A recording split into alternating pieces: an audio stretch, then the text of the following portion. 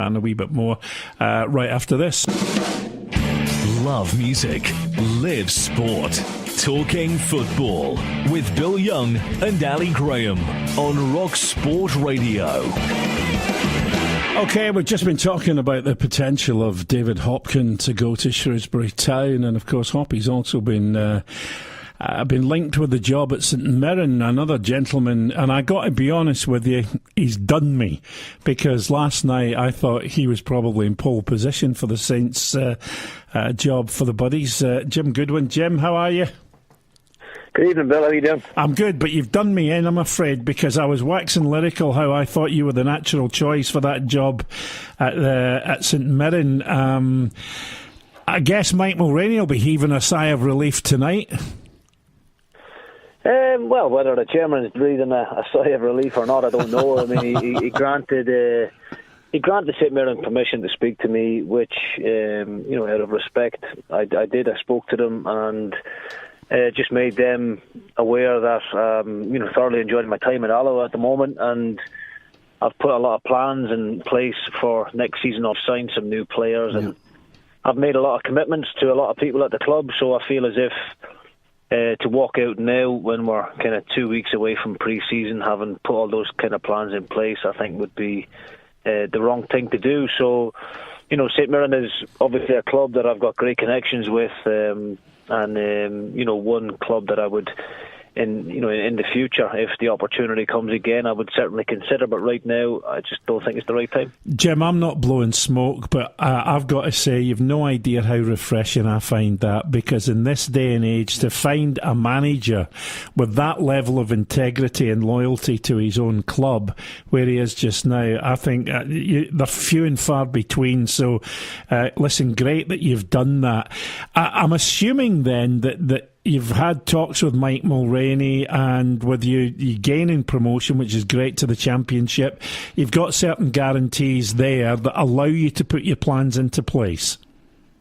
Yeah, absolutely. I mean, I'm really excited about next season, to be honest with you, and we're still getting used to the fact that we're going to be a Championship team next season, and we've obviously just had the Betfred Cup draw, which we look forward to starting on the 14th of July. But I think we're all desperate now for the league fixtures. As a player and now as a manager, you're always wanting to see where you are that first game and see what fixture throws up around about Christmas time and all that kind of stuff. So we're looking forward to that.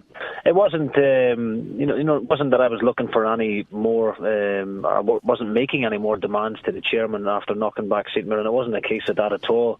I've got a great relationship with the chairman, and that was a huge factor to me coming to the decision that I did. It's important to say that I never knocked St Mirren back in terms of them offering me a job. It was simply an interview, and I just didn't feel that it would be right for me to wait 8 or 9 days for that interview process to begin and put everything at Alloa on hold. It just wasn't, it didn't sit well with me. So I just felt that I wanted to show the chairman and the club the kind of loyalty that that you spoke about there.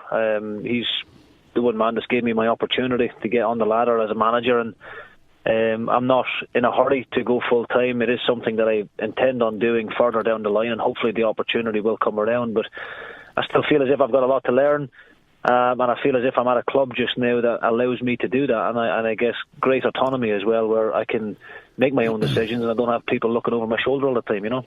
Hi Jim, Ali Graham here. First of all, congratulations on your promotion. I done a few of your games last year for the newspaper, and at times I thought, you're not going to make this, and you hung on in there and you started getting results, and I thought you were absolutely tremendous towards the end of the season, so congratulations for that. But I just wanted to ask you, was it always in your mind then, Jim, even if you knew there was going to be interest with somebody else, because one of my wee pals with Alan Troughton, I mean, you signed him pretty early on, didn't you? Obviously scored a barrel load of goals last year for your team. Yeah, absolutely. I mean, listen, these are the kind of things that I'm talking about. Yeah. That they're the kind of commitments that I have made to players, and I don't know, it just didn't sit well with me walking out on the likes of Trouts that you speak about there. I made commitments to 7 or 8 of my players from last year. They were all asking the same things prior to signing their contracts. What's the situation going to be? Are you going to be here? And things like that. And I kind of gave them guys my word, and I was just unwilling to go back on that. And as I said, we've put plans in place for pre-season. We're all extremely excited about the season ahead. I know that everybody will have us written off before the ball is kicked, which is something that I quite enjoy anyway, and I hope the group enjoy that aspect of it as well, because being underdogs is great. We were underdogs against Ayr United and Raith toward the end of the season, and again against Dumbarton in the playoffs. And what I have found about the group of players that they don't mind that underdog tag, and they quite relish that opportunity to go and prove people wrong. And I think that's going to be a big thing next year. How will you? Sorry, Bill. No, how will you assess then the Betfred? Do you use that? Do you still use that as a pre-season situation when you can still look at your squad, Jim? Because you've got Ross County, D United, Arbroath, and Elgin City, I believe. So, although you want to be competitive and you want to try and get through to the next round, do you still use that as your pre-season, or do you have other games arranged? No, we've got 4 games arranged at the moment, so we will start back pre-season on the 12th of June, and then we've got kind of 2 weeks of really tough training for the boys, and then we'll be looking at a pre-season game towards the end of June, and then pretty much every weekend and midweek from there on in, then there's games. And I think it's important to try and get the match fitness up to speed as quick as you can. In fairness to the players nowadays, part-time or full-time, I think players are a lot more educated now, and they understand that yes, it's important to take a couple of weeks off and relax and recover from all the little niggles and knocks that they've had. But I think they all now know and realise, especially our boys now going into the championship, they realise how important the fitness levels are going to be next year. So I've got no concern about the kind of condition the players will come back in, and I've still got a lot of work to do in terms of adding to the squad that we already have. But I'm really pleased to get the likes of Alan Trouton and that done already. I'm looking forward to working with him. If he can add half the goals next year what he had, I'll be in Rovers. I'll be over the moon. Am I allowed to mention your latest signing? No. Yes, crack on. David Galt as well. You've got David Galt in, I believe. Yeah, David has just been. It took a wee while to get it over the line, but just finally today we've got it over the line. David's another one. He's a fit kid. Fit. Yeah.